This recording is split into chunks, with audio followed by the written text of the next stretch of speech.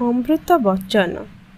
कम कुहतु, अदरकारी जिनिस उपरे जुक्ति करंतु नाही।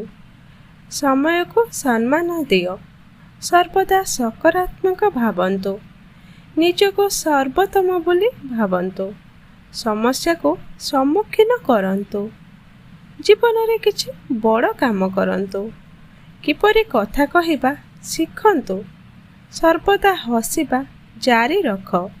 सत्यर थिले तपस्यार आवश्यकता नाही, मन पवित्र थिले तीर्थर आवश्यकता नाही, विद्या थिले अन्य धनर आवश्यकता नाही, सबुबेले क्रोध करुथिले अन्य शत्रुर आवश्यकता नाही, जणे भल मित्र थिले अन्य सखार आवश्यकता नाही, नियम मानि चालुथिले औषधर आवश्यकता नाही। क्रोध केवल निजर क्षति करे, अभिमान संपर्क को निबिड़ करे, हस संपर्क सृष्टि करने को रास्ता देखाए, स्नेहरे संपर्क बंधा हुए।